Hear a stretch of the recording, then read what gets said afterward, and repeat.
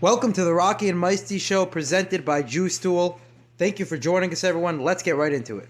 You're completely missing the boat, Amr. You're at the wrong dock. I'd have to say this. If he's looking to go to a new team, the last thing he wants to do is be like, oh, I'm not. No, he's got to show up. And he's got to show the Browns, you just lost $250 million by not playing, by not giving me that money. You're going to give it to him? Go for it. This is crazy. Tyreek Kilgore and the Dolphins for 5 hits. Second to division.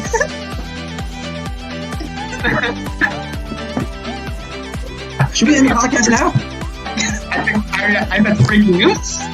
Should we end it now? Now or later? Which one? I walk out right now. The division. Hear it first. Hear it first. That's asinine. You're crazy. He's got the full package. No way. I don't care.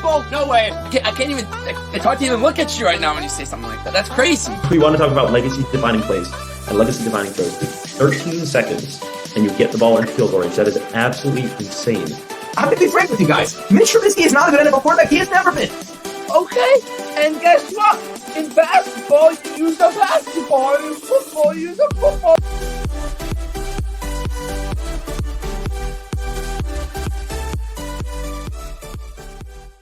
All right, guys. Let's get rolling. Let's do this. I know Meisty's tried to prevent me from starting this podcast several times already, so we're going to take 3 and do that little thing, the thing that they do in the movies. Anyway, let's get it rolling, baby. We got some good headlines to discuss. We got the pick'ems a little later. Cooper Kupp injury, Dallas Goedert injury, TJ Watt return. I mean, there's been some pretty impactful injuries, and I think halfway through the season, Meisty, is about that time where, those impactful injuries start to hit. You've already played a bunch of games, 10 games at this point. The wear and tear starts to sort of build up a little. And now Cooper Kupp is with a high ankle sprain, and we've seen the impact that's had on a lot of players in the past. That high ankle sprains are not easy to come back from, and it will be indefinite. His return will be indefinite, that's for darn sure, Meisty. Do you think the Rams have any chance this season without Cooper Kupp, or is their season in the dumps? The Super Bowl curse. We've seen it many times. They didn't think it'd be this bad. I think the Rams are done. I think they're finished. I think their season's over. Listen. If you're not in the OBJ talks, you're not a playoff contender. You're not a Super Bowl contender. That is that's my new take. So if you're not on the list, you're not. If OBJ is not trying to come to your team, you're not really Super Bowl contenders. You're frauds otherwise. So, I think Cooper Kupp really hurts them. Even with Cooper Kupp, they were done. Without Cooper Kupp, they have nothing. They got Matthew Stafford at the right time. They got the win. That's it. Now Matthew Stafford is no offensive line. Everything's all over the place. So, I think that really it impacts them.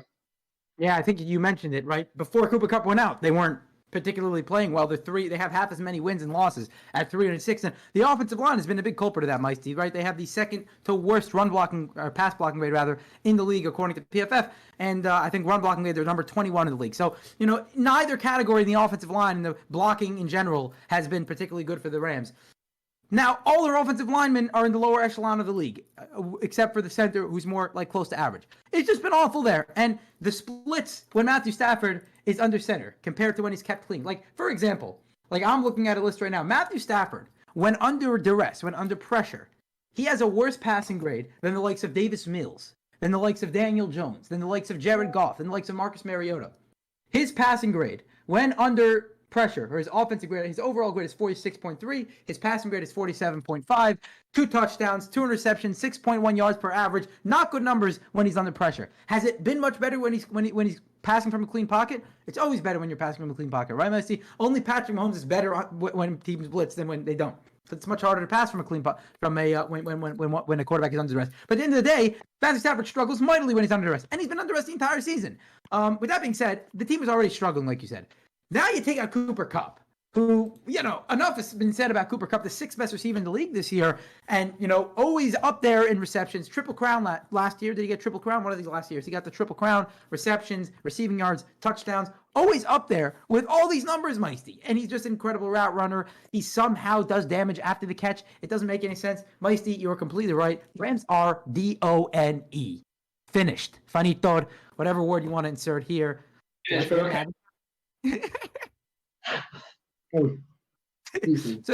they're done. Now, a team that's not done is the Philadelphia Eagles.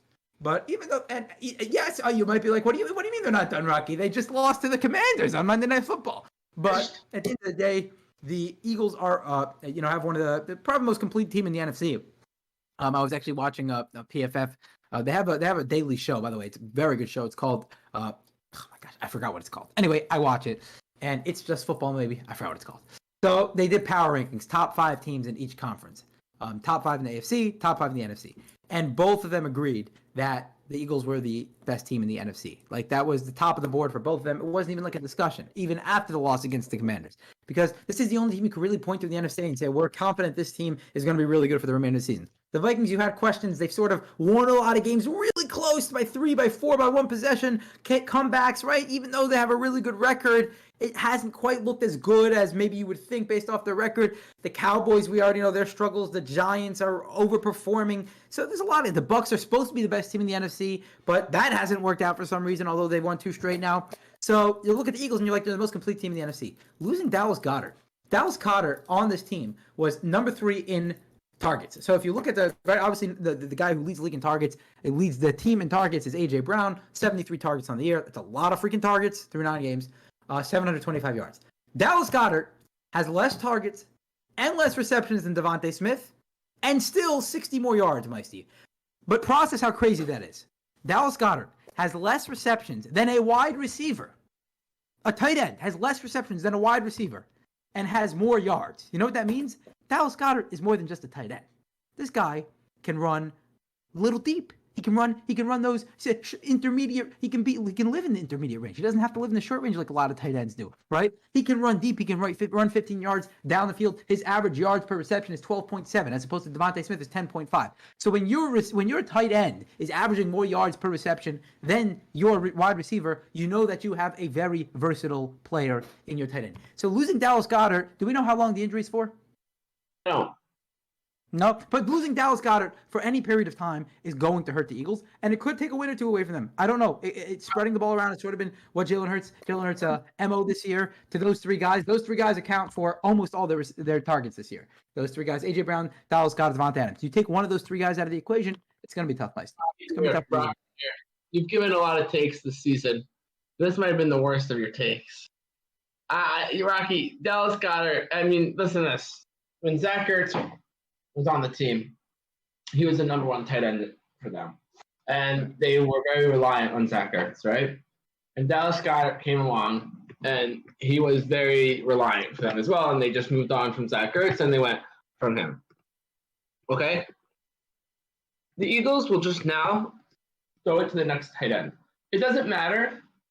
I've learned this about, like, the Ravens also, and tight ends around the league. All tight ends do the same thing on the same team. Every tight end on the team basically does the same thing. You have different types of tight ends, so that's different. But like Mark Andrews and Isaiah Likely just run the same exact plays.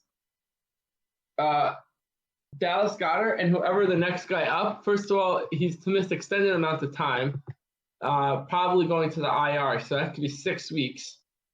And their tight end is Jake Stoll. So I think that Jack Stoll. So I think they'll be throwing it to Jack Stoll, and they won't have many problems. And, we can say whatever we want, but the bottom line is that it's just next man up. And especially with tight ends, it's so easy to fill the tight end role. Unless you're a blocking tight end, and that's where you can't fill that role because you are blocking. But for the most part, when you're just, you're going out there and catching the ball, all these teams draft tight ends, especially when they're catching the ball, all the same. They're all the same.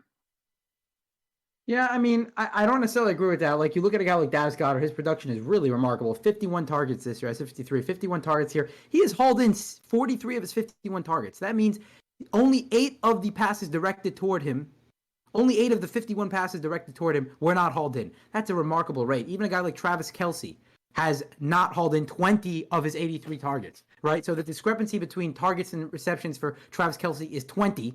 The discrepancy for Dallas Goedert is 8. Even with much less targets, that is an incredible number. Dallas Goedert is a sure-handed guy. He's a good route runner. He gets open. So when you throw to him, there's a much bigger chance he's gonna haul it in. Now, route running is very important in the NFL, and it's not something that's easy to come by. So yes, there are schemes, associated with tight ends and their production. Sure, a guy like Isaiah Likely comes in last week for what you were referencing, Meisty, with the Ravens. A guy like Isaiah Likely comes in and plays really well all of a sudden without Mark Andrews. But he doesn't get the volume Mark Andrews did. Look at last week against the Saints. He had one catch. Big catch against the, in the end zone for the touchdown. Big catch. But he had one catch the entire game. At the end of the day, Mark Andrews getting targeted 15 times a game. He's a much bigger part of the offense. He's a much better route runner. He's getting open a lot more often. He's a much better target for Lamar Jackson. Same thing with Jalen Hurts. They're very similar quarterbacks, and they rely on their tight ends in similar ways. They like to go over the middle of the field. That's where the vision naturally takes its course, to the middle of the field. And that's what Dallas Goedert is. He's a big weapon in the middle of the field that can get open 15 yards down the field and haul in almost everything that comes in his radius. You can't teach that. The backup tight end is not going to be as good as that. I'm not saying the Eagles are going to lose a bunch of games down the stretch here. I'm saying it will limit their passing game to a certain extent more than it was before. They still have AJ Brown. If you got freaking AJ Brown, you'll be fine. But at the end of the day, it is going to hurt him, And especially like we said before the season, and Morty pointed out, guys like Jalen Hurts, young quarterbacks, they love those big tight ends. They love those guys. They rely on them. They learn to, develop that rapport with them. And without Dallas Goedert, Meisty, it's going to hurt the Eagles' passing game. I don't know to what extent, but it's not going to help them. I'll tell you that much. Fourth best tight end in the league according to PFF. It's not going to help losing a guy like that. That's all I'm saying. But the running game can make up for it. You can sort of mix in, they can get very creative being that they have a very athletic quarterback. They have a creative running game. They still have, great wide receivers. Devontae Smith and AJ Brown's a great 1-2 punch. They'll be fine. But let's not sit here and pretend like losing Dallas Goedert's not a big deal. That, you could put any guy in there and boom, tight ends are replaceable. No, they're not. They're just like wide receivers. If you're good, you're good. If you're not, you're not. Scheme matters, but talent also does. I don't know. I mean, yes, you're right. But at the end of the day, I think that teams draft and the teams have tight ends that are all just the same. And that is why when it comes to receivers, if A.J. Brown goes down, there isn't another A.J. Brown there. If certain players in the league go down, there's not – we talk about next man up. With tight ends, it is next man up because they do the same thing. Yes, they might not be as effective. Then they just cut the guy and they go to the next one. Their next one is Grant Calcaterra or whatever his name is. And then if he's not good, they have Tyree Jackson as their third string. I don't know, it's according to ESPN's depth chart. So at the end of the day, that's how I see it. We'll see what happens. I think they'll be fine. Like you said, they just have A.J. Brown. They have Miles Sanders, and they have one of the MVPs candidates of Jalen Hurts.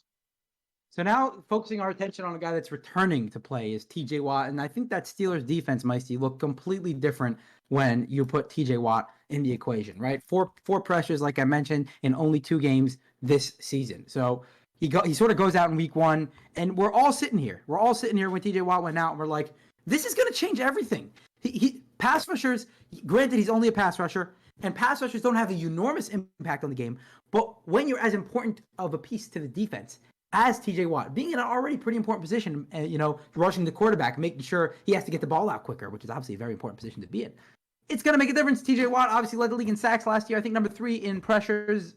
Don't quote me on that. I don't remember what the number was. Up there in pressures, also defensive player of the year. So obviously T.J. Watt is a very talented player. He changes the entire defense. Now you allow the other players in the Steelers front 7 to sort of, have an easier assignment. Go up again, not get double. If T.J. Watt gets double teamed, which might happen at times. I mean, teams do that to Aaron Donald a lot. T.J. Watt might get similar attention. Then you're now able to revert that to other players. The Steelers can, win a few games here down the stretch.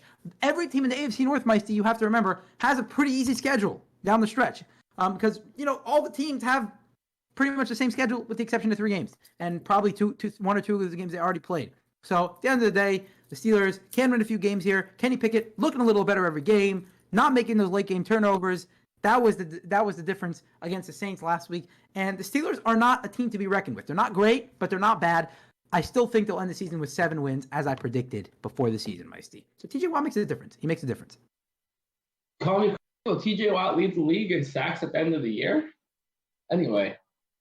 Woo! That's a heck of a thing. He has 1 sack this year. He can have 5 in one game. He can easily have 5 in one game, 4 in another, and next thing you know, he's got 10. The league leader in sacks, Matthew Judon, former Raven. And by the way, do you know the 2 league leaders in sacks, Matthew Judon and Zadarius Smith, former Ravens? How about that? 11.5. Before this week, you know who was number 3 on the list? Justin Houston. Justin Houston's number 4. He's got 8.5. Nick Bosa is there. Smith number 2 at 9.5, and Matthew Judon is 11.5. So you're going out and you're going to say that T.J. Watt's going to be T.J. Watt. makes the biggest difference. We said it back then when we got hurt. So to me, this game alone is going to be an interesting. It's a division game. You have Jamar Chase out, you have Timmons, but Joe Burrow's ready for it. He'll be throwing the ball. My favorite player in the entire history of my entire life of sports athletes, George Pickens. I mean, that guy is just. I wish I was like. I wish I had like.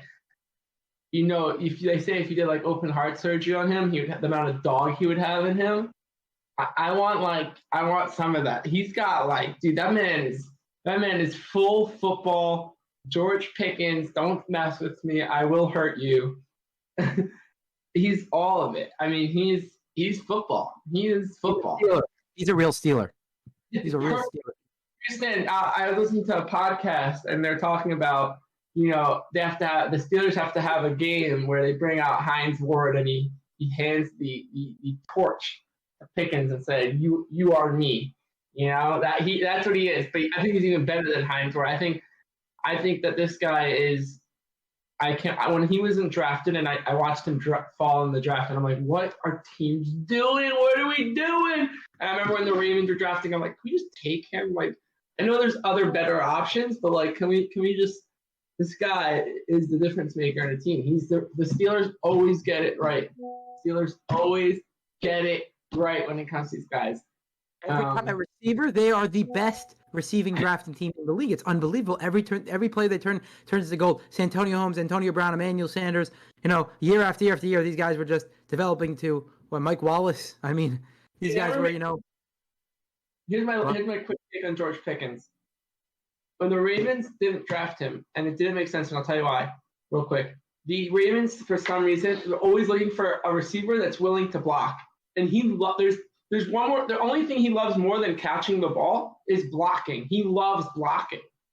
Right. He's literally blocking a receiver, and you're like, no, we're not going to take him because he has a little like off-field issues. Like he didn't have off-field. There's on-field issues that he plays through the whistle, so it gets him in trouble sometimes. But like, okay, that's a little because he's like that. But I'll take that. And but they didn't take it, and the Steelers. But we're going back to the injured T.J. Watt coming back. Like you said, that's huge for them. They are going to have a much better finish to their season. Hopefully they don't do anything more than just have good defense and still lose games. But, they can lose this game. That's okay. Yeah, the Ravens got a couple games against the Steelers still coming up on the schedule, so watch out for that. It's not going to be easy games to pull out. The Ravens have, despite the record of the Browns and the Steelers, those division games are always very tough, and we all know this Ravens-Steelers rivalry. It'll never be a lopsided rivalry. I don't buy that. I think these are two teams that'll be closely competitive with each other, sort of like the Eagles and the Commanders. I think it's a similar dynamic. It doesn't really matter how much one roster sort of seems to sway how much the talent is in one team as opposed to the other. Those teams they have these storied rivalries. Ravens Steelers not as long, but still a storied rivalry. History of great games, and gonna be looking forward to that for years to come here, Mike. Rocky. Speaking of the NFC East, all those teams barely played each other. Within the NFC East, so they're all gonna have to. Right now the playoffs. ESPN hasn't updated their playoff machine. You can't find a playoff machine right now. Maybe in 2 weeks after week 11 or 12, they'll put it out there. I want it right now. I wanted it week 8 when I was like, what's the road to the playoffs? What's the road to the playoffs for my 3-16 Lakers? The Eagles have one. The Eagles have 3 division games remaining, right? They played 3 and they have 3, but the AFC North has a similar dynamic. The Ravens still have 4 division games left. They haven't played the Steelers at all yet. They still have 1 game against the Bengals, 1 game against the Browns. The Bengals are 0-3 in the division, Meisty. 0-3. I mean, that's going to put them at a disadvantage. But anyway, I think the Giants and the Cowboys still have to play each other twice. Well, they play each other next, and then the Redskins have to play them all. So, but yeah. Okay, yeah, there's still plenty of division games left. And I think that down the stretch, you'll start to see a lot of these divisions sort of start to make sense because they're playing each other, right? Yeah. And, that's ultimately – I don't know if the NFL does it like that on purpose, like backloads of division games towards the end of the season because it does make it quite interesting. I'm not going to lie. But either way, it's going to make for some entertaining football. Do we have anything else that we wanted to talk about? Cowboys. Do we talk OBJ this week, or we gonna wait till next week? Who cares about OBJ? No. OBJ, Nah, OBJ takes it to the Super Bowl. So you're saying if the Cowboys sign OBJ, you can pretty much just pencil in Jerry Jones. Yeah. No. Only if the Cowboys can sign him and not make the Super Bowl. But he can go to the Giants, and they can make the Super Bowl. You know what's the most classic thing to happen? The most classic thing, the Bills to sign OBJ. It's always the teams that already have all the receivers to sign another good receiver, like the Rams did last year. You know, that's kind of their plan. So we'll see what happens. Bills or like the Chiefs, like randomly get away. I mean, the truth is they already brought in what's his name. Aside from bringing Juju Smith and Valdez Scantling and the rookie receiver, they brought in who they just get from Tony from the Giants. By the way, all of a sudden he's healthy. He wasn't healthy at all in the Giants. He won't say he faked an injury. He completely faked the injury. Floating this around on social media that he was faking because he didn't want to play for the Giants. All of a sudden, whoa, Patrick Mahomes is my quarterback. You kidding me? Look, I'm running in 4 seconds. I mean, I'm healthier than I've ever been. I'm not going to blame the man. It's like in Madden. You can have like boosts, right? So the Chiefs automatically give you a speed boost. You join the Chiefs, and all of a sudden you suddenly now can run a 4.2. Everyone's like, "Oh yeah, this guy, he's the fastest." Like, what? What? Where did it come from? They always have this guy that can just go. You'll know Andy Reid likes Kadarius Toney when he starts giving him some shuffle passes. When they started really featuring Travis Kelce in the offense, you got this little, by the 3-yard line, you sort of push the ball into, the end zone. He sort of gets it there. That's Andy Reid for you. Kadarius Toney like that, you'll be like, now he's legit. All right, so I think we'll wrap up the headlines over there, and that'll do it. Week 11 is upon us. We are already past the double digits, so we're going to start predicting every game. Do it a little different this time. Generally, we just sort of run through the games and then pick our winners. But here, Morty, our producer, is going to say the matchup. This team's playing against this team. And instead of him simply saying the spread, which he normally does, he will let us guess the spread and see if we can guess it just for fun, because that's what we're trying to do here. We're trying to have some fun. And maybe you guys can guess it too before we guess it. I always had fun with this. Some weeks I try to do it myself. I try to go through the list, cover the spread, and be like, okay, what do I think the spread is here? This team's at home. They get 3 points. There's a lot of different factors. Meisty's very good at guessing spreads. So a lot of pressure, Meisty. I just put on you right there. So let's get to it. Let's start with Thursday Night Football. Titans at Packers. The Packers are at home here. I already know that the Packers, I think, are favored by 3. So that I saw already. We'll start with Sunday's games. I'm going to go with the Titans. Packers favored by 3. Oh, the Packers are, people think maybe they're a late win against the Cowboys, down by 14 in the fourth quarter. Great win for them. They needed it.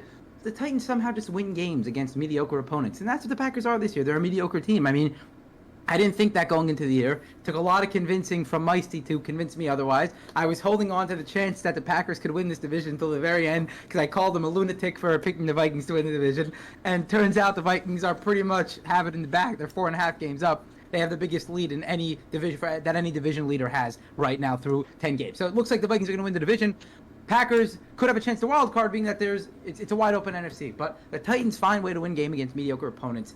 The defense, again, bend but don't break type of defense. The running game wasn't even very much there last week, and they still pulled out the victory. So I'm going to go with the Titans to defeat the Green Bay Packers and put the Packers back at 4-7, back in that hole that they don't want to be in. I don't know about this, Rocky. I know I've been hating the Packers all year, but sometimes good quarterbacks, Brady and Rodgers, they're figuring it out a little bit. They're going to win some games here. This is the push that they make.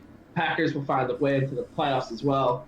I think the Packers win this game. I mean, Derrick Henry's going to run. And so will Aaron Jones. So will Rodgers will throw. The Titans, they're one of those teams. Yeah, they play to their opponent, so it's always a good game when it comes to the Titans. I have the Packers here. What was Spidey said? The Packers are -3. Yeah. I think the Packers cover that, but for my pick, I'm going to pick the Packers. I think that they're going to, yeah. I think the Packers are going to win this one somehow. They're going to pull it out. Possible. What you got, Morty? Yeah, I don't know. I'm flipping back and forth. Last week I was all over the Packers, so I'm happy about that. I'd probably have to go. I'm probably just gonna go Titans here, just because they play down or up to their opponent, and that's how it goes. And I feel like Exactly. Derrick Henry was very stifled last week, and I think he's gonna try to bounce back this week with a big running game. And I don't think the Packers have an answer for that. So I'm gonna go with the Titans here, and then we can move on to our Sunday of football, 7 hours of commercial-free football. If you're following with Scott Hansen. Before you continue, Warren, real quick, can I speak on Scott Hansen? He's been doing a terrible job this year. Continue. Oh, would you like to elaborate on that, Aaron? Yeah, he's been making mistakes. He's talking about this play when it's that play. He's talking about this game when that didn't happen. And then this. He sometimes is not watching the same thing. I'm like, Scott. Also, I don't know if it's him. I don't know if it's him. But sometimes they're showing a game and like they just started the drive, and you know that like the other game is like deep in the fourth quarter, and it's like, dude, get back to that game. Get back to that game. What are we doing? We're in the red zone, and then like they'll show it to you, but not live. So you already like start on your phone, and it's like, oh, he scored. Oh, now red zone's gonna show it. Darn. Well, like, come on, red zone, get with it. Try to. I know you're not gonna be perfectly live, but try to get like as close to live as possible. Are you really on Scott Hansen right now, the most loved guy in like football media? Literally, that's what you do right now. Well, I want to point out, he doesn't decide. He doesn't decide which game goes on. He's not the producer. He sits there. He does the commentary. He does not switch games. That is completely up to the producer. That's why theoretically, actually, I was listening to an interview of his last week. He said theoretically, if he wanted to, he could go to the bathroom during the show.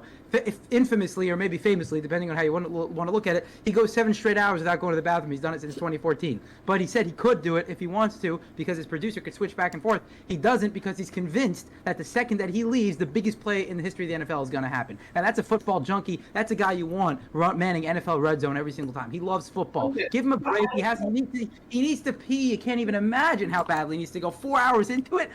Cut him some slack a little here. It's hard to focus when you're. He's been training. But listen, I'm not hating on Scott Hansen. I'm hating on red zone as a whole. It's been very schwach, and sometimes even the best have to be called out. Listen, we've been calling out Tom Brady for his play this year. We sometimes would call out red zone for their play this year. Okay. One note, Meisty, on that is that you can't fault red zone if you're following the games on your phone live. If you want to watch the game live, you watch the game live. If you're looking at every update on your phone as it comes in, what do you expect is going to happen? No, you get like an alert. You get like an alert from like Yahoo, which should, by the way, is not right away. It usually takes like 3 minutes or 2 minutes for Yahoo to send out an alert saying big play alert or touchdown this guy, and you're like, how come red zone didn't show? It's been 5 minutes. Like, what are we doing? Those come pretty quickly, actually, the Yahoo alerts, especially if you're watching it on Wi-Fi, and Wi-Fi is always a minute or two behind. It comes relatively right after the play happens, But if you're watching it on an antenna, then yes, there's a bit of a delay there. I think your gripe is more with the producers of Red Zone than it is Scott Hansen. I think that was. I said I have a problem with Red Zone, not Scott Hansen, but yes. Okay, there you go. Okay. That's all we wanted here. We don't want any blasphemy on the good man. Scott's had his moments where he said some wrong things, okay? He said some wrong things. He called it a fumble, and I'm like, Scott, we're all watching it. It wasn't a fumble. What are you watching? And then Scott was like, you're just being Scott. I was like, Scott, you're out here trying to be Tony Romo, but you're not. You're Scott Hansen. Keep it. All right, we'll chalk that up to a mid-season slump. All right. Okay. I'm talking up to a human being making a mistake. Gosh, I mean, goodness gracious, what do you expect, perfection? Yes. Listen. 7 straight hours. You think every word coming out of his mouth has to be perfect?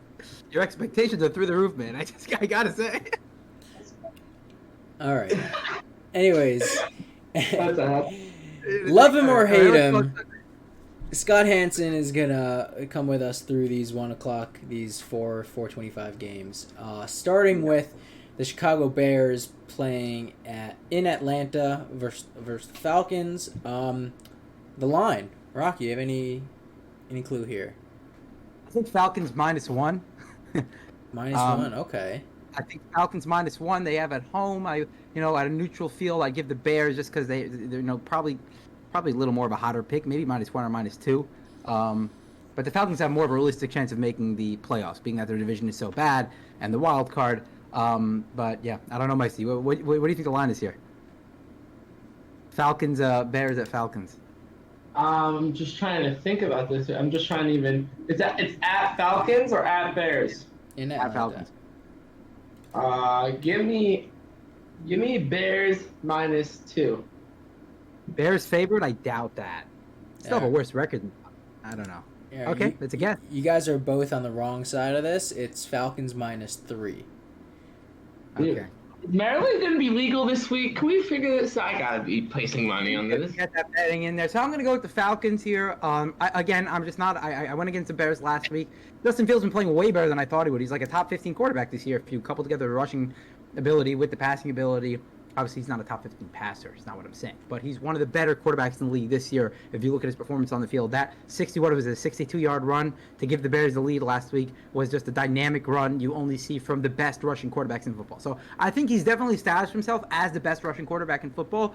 But they don't have a very good roster. I said that coming into the year. There's a reason they lost the Lions last week, and they're sitting here at multiple games under 500. Falcons are a little better.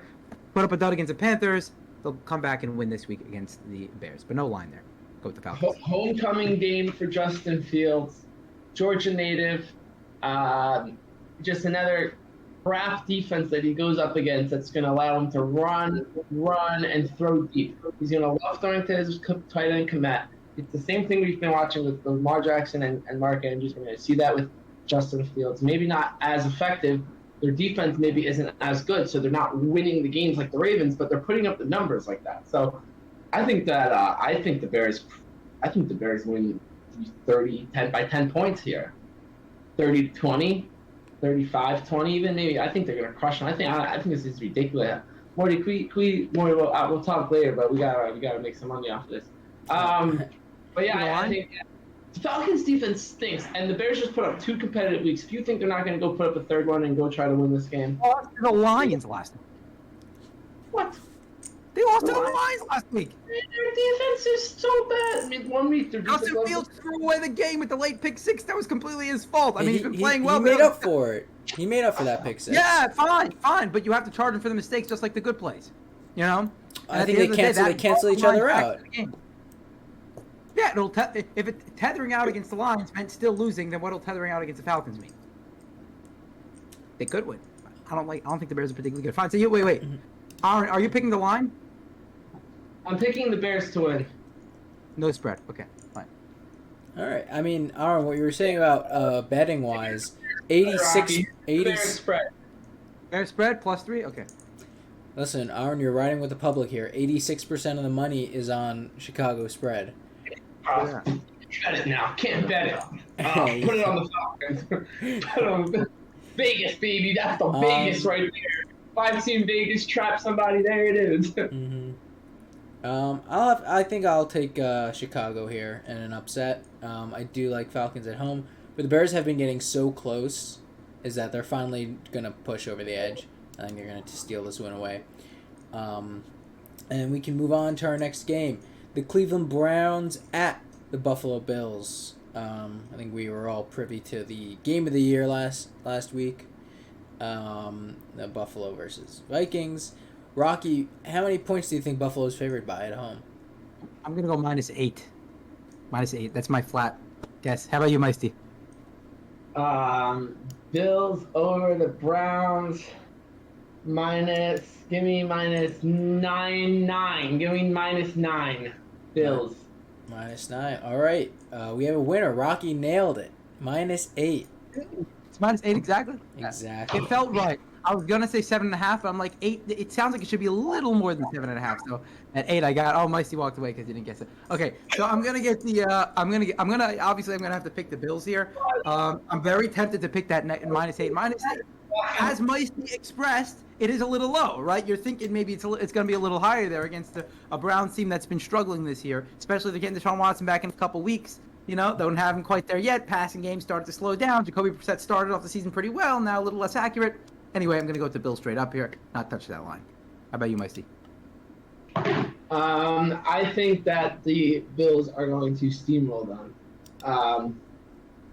I don't know how the Browns will keep up offensively. I don't know how the Browns will keep up defensively. I think that they'll give Josh Allen a run for his money. I think they'll be chasing him down a lot. I think that Myles Garrett will get into Josh Allen maybe a couple times.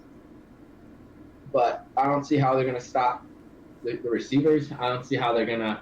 I think that the Bills defense has been struggling lately, but that shouldn't stop it. I mean, I don't know. The Browns are not gonna. The Browns are just gonna try. It's gonna be like the Chiefs Jaguars game. Like the Jaguars started off the game last week with the onside kick, right? Got the ball. It's like, wow, yeah, and then like there was never a minute in that game where you're like, oh, the Chiefs might lose this game. Like no, you're like, the Chiefs are always gonna win this game. So it's the same thing. Bills are just also after last week's loss, they're gonna play it right. They're not gonna lose. But yeah, Bills, baby, give me the Bills. All right. Yeah, I think we're all on the Bills here. I don't think there really needs any further discussion. And we'll move on to our next game. We have the now defeated Philadelphia Eagles at 8-1, tied in the NFC, playing in Indianapolis against the Colts and Jeff Saturday. Rocky, what is the line? 6. -6. Meisty? Give me Eagles -6. Yeah. -8. -8. Rocky. Right in the middle. -7. Oh, there you go. One touchdown. Okay, interesting. Fine, -7. I'm gonna do it. I'm picking the Eagles to cover the spread here.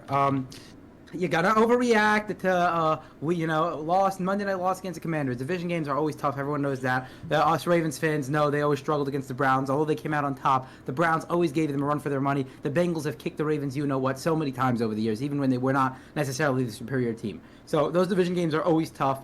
Every time, even if it's the best team in the division against the worst team in the division, to lose a division game is not the biggest deal in the world. I wouldn't overreact to it. 4 turnovers, very uncharacteristic of the Eagles, more than they've had the entire year combined, right, in that one game. So obviously, it's an anomaly, if anything.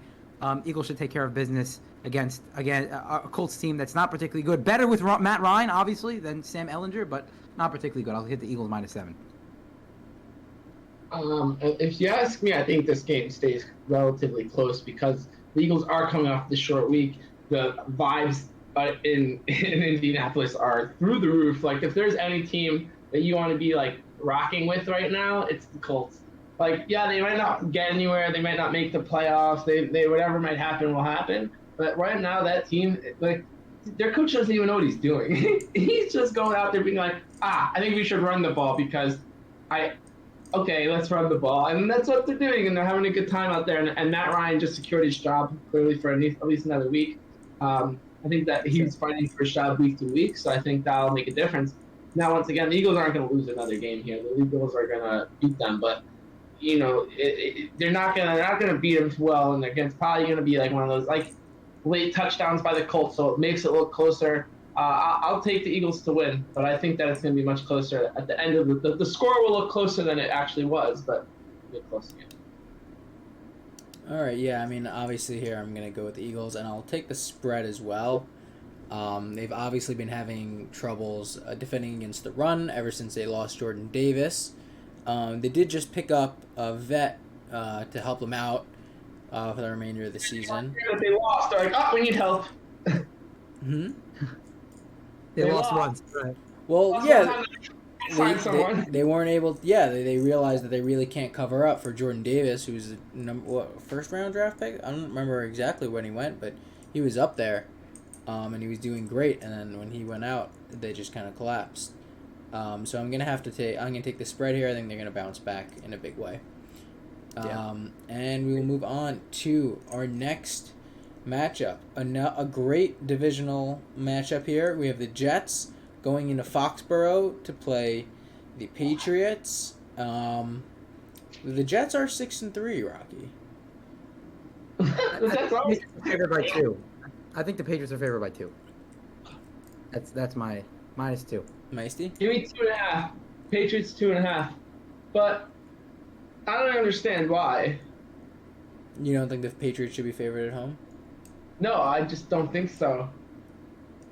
Well, they are favored by home at 3, -3 in favor of the Patriots. I don't understand it.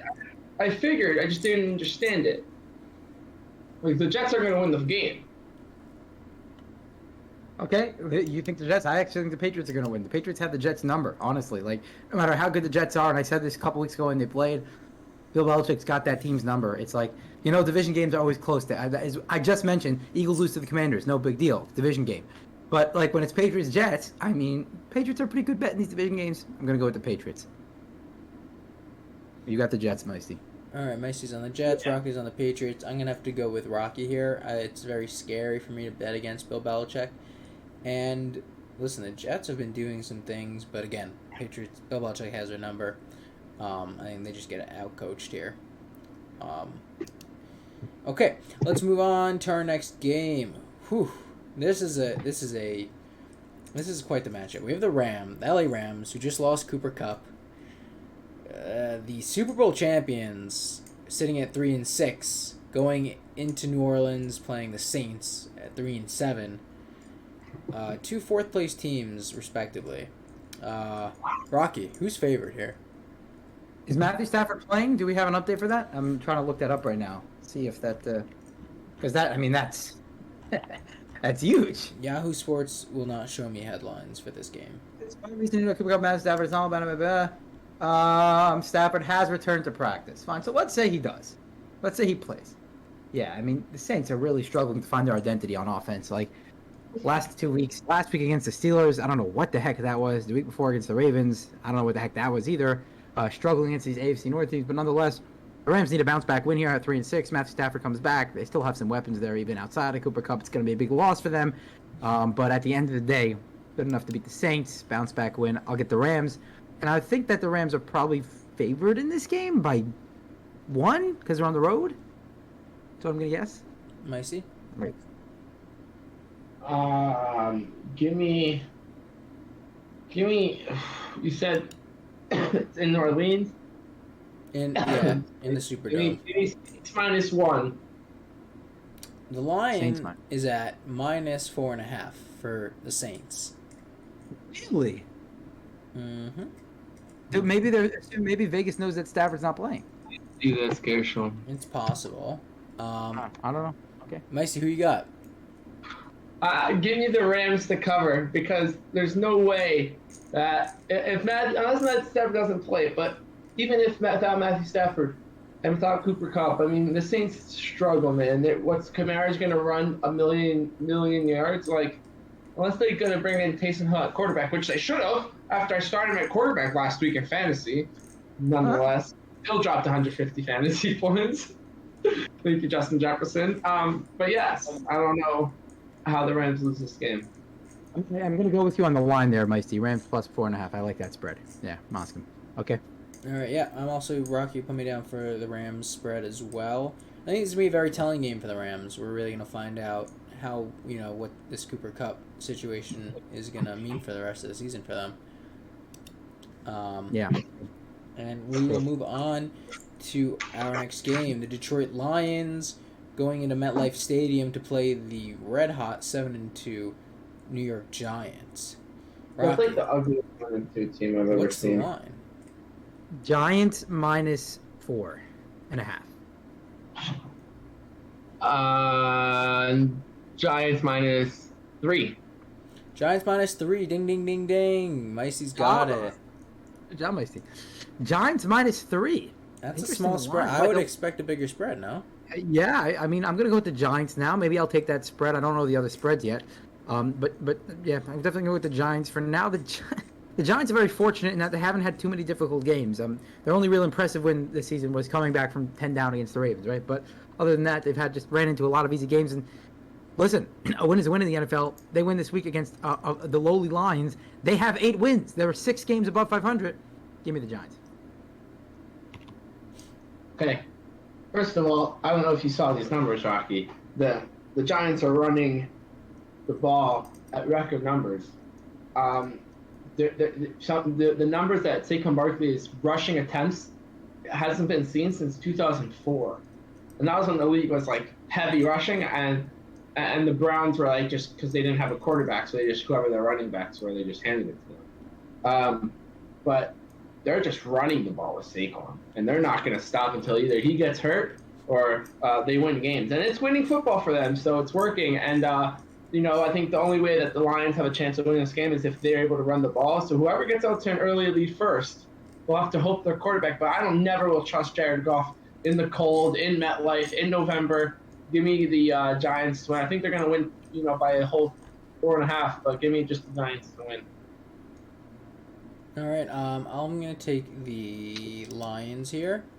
I'll move on to our home game for you guys. Carolina Panthers coming into Baltimore to play the Ravens.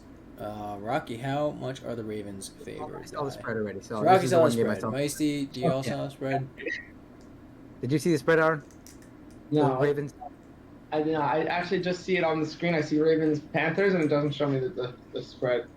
That's what your mind just showed the spread, so I saw it, and I'm gonna go with the Ravens. Not pick that spread, but I'm gonna go with the Ravens. The spread is 13, just by the way. Yeah, -13, right? So again, I mean, Baker Mayfield is playing this week, and Baker Mayfield's quite familiar with the Ravens, so that could be a factor in this game. Like, he's done some damage against that Ravens secondary, even when they were playing at a pretty high level. But at the end of the day, we're talking about when he was with the Browns team that was a lot more talented, a lot more weapons, much better defense. This Panthers team is just not good. It's just not a good team. It hasn't been all year, with the exception of a couple wins that they sort of squeaked out. I'm going to go with the Ravens to go 7-3, put themselves in good position here down the stretch run. Yeah, Ravens defense keeps getting better and better every single week. It's not hidden. Even when they were giving up big leads at the end. I mean, do I still have another spread to pick? I want to pick this spread. I love this. I think the Ravens. I literally think the Ravens beat them like 45-10. Like, because Baker Mayfield throws it to DJ Moore, and just like because some idiot on the Ravens blew the coverage, so it ends up Down. Yeah, it ends up a touchdown, and yeah. Right. All right. I think I'm gonna take the spread here for the Panthers. I'm gonna take them to cover 13 points. At least keep it decently close. 2 touchdowns is a lot. It is. It's a big spread. It's the biggest spread of the week, probably. I'm assuming, but I guess we'll find out soon. Yeah. All right. And I think our last 1:00 game. Yeah, the last 1:00 game. We have the Washington Commanders, who just knocked off the Eagles at 5-5, going in to play the Texans, sitting at 1-7-1. Rocky. Commanders -2.5. Meisty. What? The line is Commanders 2. Oh, Rocky said 2.5. I also think Commanders 2.5. The line Wants is to do Commanders 2.5. the line is Commanders 3. Very close, guys. Rocky, who's winning this matchup? No, the Texans just aren't a good team. Commanders, Micey and I both picked them to upset the Vikings 2 weeks ago, and people forget, fresh off this Vikings great win against the Bills, the Vikings were this close to losing that game. They were down by 10 in the fourth quarter against the Commanders. Heineke sort of gives this team a spark, even though he's not really that good. He gives the team a spark. Chase Young's coming back next week. Also, the front seven's also been pretty dangerous throughout the season, even without Chase Young, who's their superstar. So give me the Commanders to win this one. Taylor Heineke's the only human being that beats the best team in football and only has 5 fantasy points. Taylor Heineke, ladies and gentlemen. Yeah, the Washington defense is good enough to slow down anything that pretty much comes their way when it comes to a terrible offense. And they'll be able to give it to Brian Robinson and Gibson over and over and over. Same thing we did to the Eagles. They'll run. And they'll beat them. It'll be one of those games that just if you watched it, it'll be like, that was a funny game to watch. If you didn't watch it, you'd be like, okay, nothing crazy really happened. But the Commanders are going to win this game. Yep. Every time I see the Texans, I kind of want to pick them in an upset spot. I think they're just embarrassed right now. Give me the Texans at home. All right. And we'll move on to our afternoon games. We have another sad team, the Las Vegas Raiders playing against, a bunch of sad games here. Playing in Denver against the Broncos. Rocky, who's the favorite and by how many? Raiders -1. That's what I'm going with. Meisty. Meisty, what do you think? Raiders -2.5. So, did you guys pick the Raiders because I said who's favored instead of how much are the Raiders favored by? No, I mean, I would have picked an even line. Okay. But but if you're saying who's favored, then I assume that. I was gonna guess the 2.5 regardless. Well, it's Broncos by 2.5. So Really? yeah. But who's gonna win? Raiders are gonna win, and I like that spread 2.5. So maybe I'll take it for now and see if I want to take that away.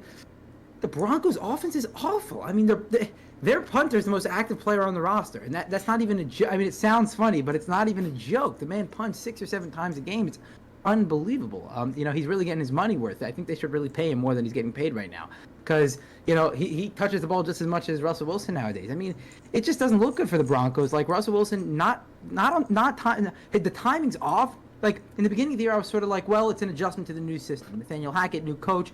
There's going to be some growing pains, and it's not necessarily all on Russell Wilson. But the last few weeks, sort of on Russell Wilson. The man his timing is off. He's not been accurate with the football. He's running around there, sort of like it's the second year in the league, and then after he's running around and trying to improvise, he's throwing the ball into triple coverage. I'm not really sure what's happening here, but the Broncos look like a disaster. The Raiders are a little more serviceable. They're a good team. They should be at least.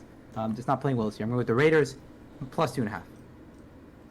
In a game of which coach is worse, battle for the worst coach in the league, a battle for which quarterback is more frustrated, who's gonna come out and say we battled back, and the other quarterback's gonna come out crying. Either or, one of them's gonna happen. Or Cortland Sutton, Mr. PI himself. I think the Broncos pull this one out. I think the Raiders are just a disaster. Listen, the Broncos, I can almost understand. Like, some people have been saying it, Russ Wilson's overrated. It's been a thing, right? There's no reason why the Raiders are bad, other than Josh McDaniels. Like, they have Derek Carr, they have Devontae Adams, they have the best receiver in the league. Like, there's no reason that you're not winning games. The Broncos don't have big names. Jerry Jeudy's hurt now. And their defense, it's okay, it's good, but it was never supposed to be that good. And Russ Wilson's overrated. So, to me, it's like the Broncos were overrated before the season. So now that to me they're playing as expected. The Raiders is just disaster.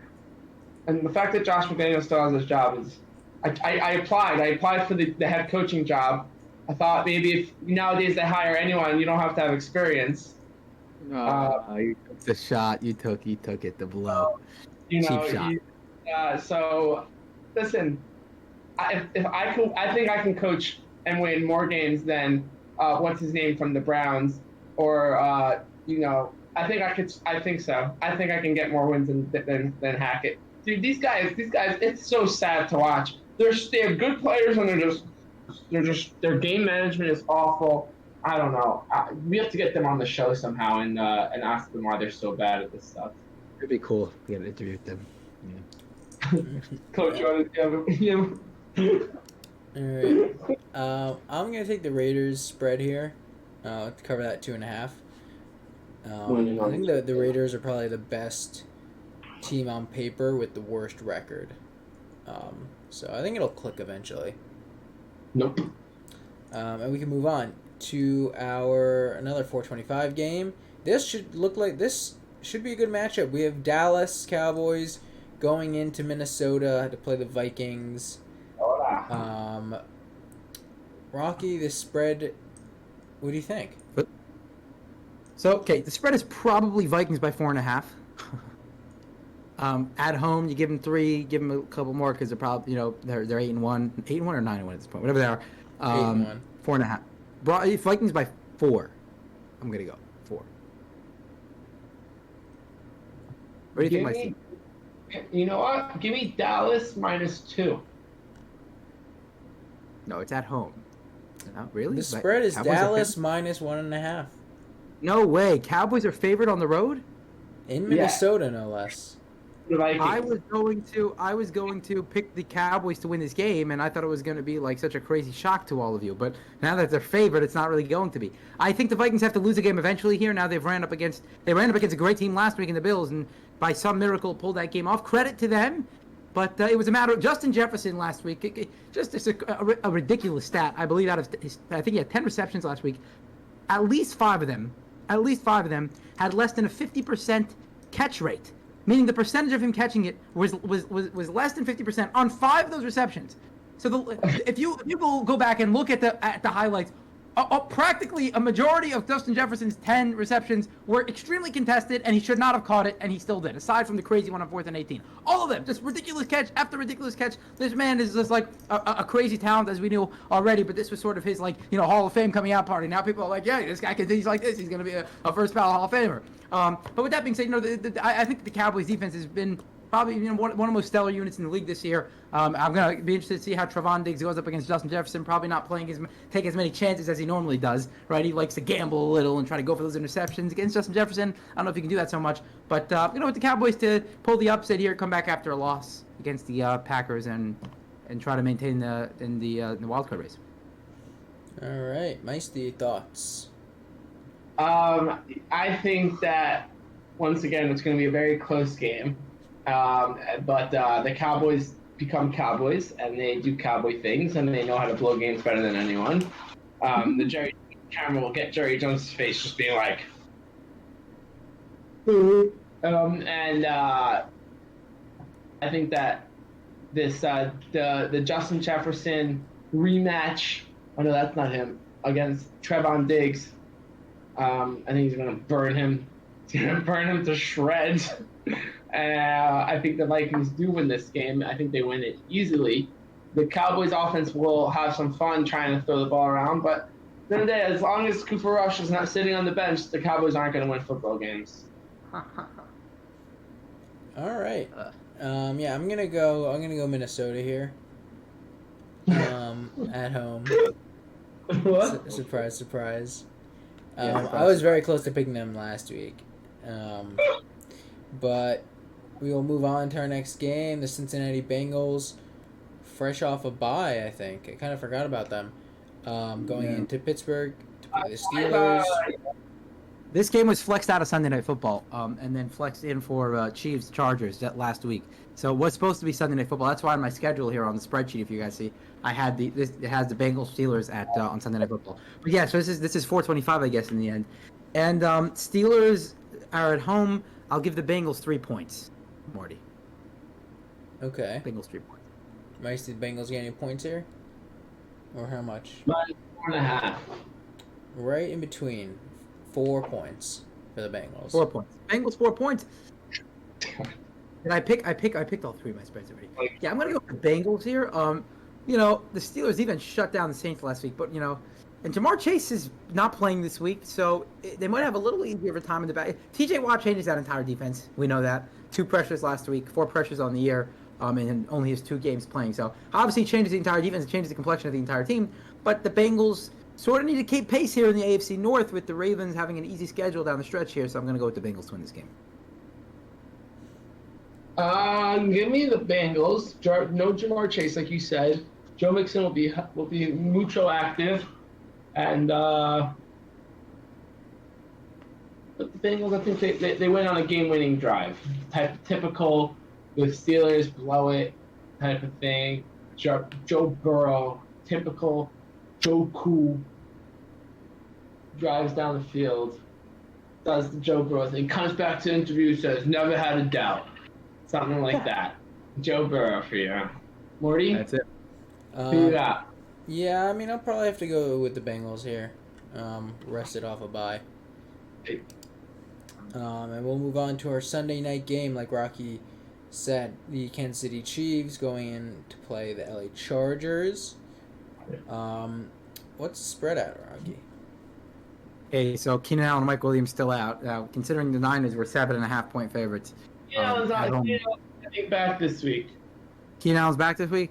Okay, that doesn't change things. Maybe by half a point. What? No, he's not out. He's not in, but they'll probably change their minds. He's not in. So then let's give the Chiefs 3.5 points in a division game. on the road. If they got 7.5 against the Niners, not nearly as good. So -3 for home. I have to imagine it's 3.5 for the Chiefs. I'll go with the Chiefs to win this game.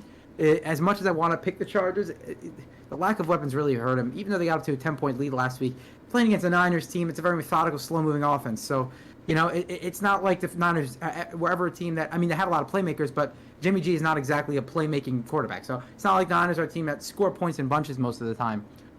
So the Chargers were able to put up a fight. They're a good team, but they have a lot of injuries, and I'm going to take the Chiefs. Give me the Chiefs -6, first of all, is my guess. Oh. And also, I think the Chiefs do not win this game so easily. I think this close game, it's going to be a close game. It's like you said, division game. Chiefs are probably not going to cover this one. Also, Rocky, we failed to mention the weather in Buffalo this week. It's supposed to be up to 6 feet of snow. 6 feet or 6 feet. Nobody picked the line. Nobody picked the line. We just picked the Bills to win. No, I'm just saying in general, Right. that's going to be a game that we should definitely pay attention to. I realize that turn into a crazy game. So you got the Chiefs not spread. What's the spread on that game, Morty? Chargers Chiefs. -6. Meisty nailed it. Meisty's killing me in these guess the spreads. I got one right. He got like 7 right. So yeah, fine. So Chiefs -6. What do you got, Morty? I'm gonna take the Chiefs here. Don't overthink it. Patrick Mahomes is one of the best quarterbacks in the National Football League. He's up there, like top 2, I'd say. Rocky, I got a crazy stat for you. On average, Patrick Mahomes, in 50% of the games he plays in, he averages 300 yards and 4 touchdowns. So 1 out of every 2 games, literally half the games he plays in. And then the other half, it's not like, oh, he has bad games. No. He still has incredible games. Just not 300 yards, 4 touchdowns. But in 50% of his games, that is the stat line. 300 plus, 4 touchdowns. That is a pretty interesting stat. I'm not surprised. He's always been a good guy at filling up the stat sheet. So we'll see if he can do the same thing Sunday night. I'm hoping for a close, good game. These Chiefs-Chargers games has turned into quite a rivalry, even early in the season. That was a great game. So hopefully again. Let's move on to MNF. On to Monday Night Football.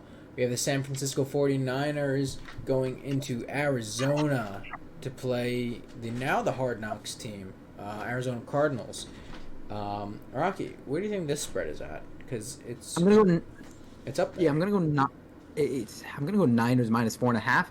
I'm gonna go with. I hate picking the Niners, but my gut's telling me Cardinals, so I'm gonna go against it. I always want to pick the Cardinals. I don't know why. And I don't even know if Kyler Murray's going to play this week. So, assuming if Vegas knows something we don't, then the Niners will be favored by like 7.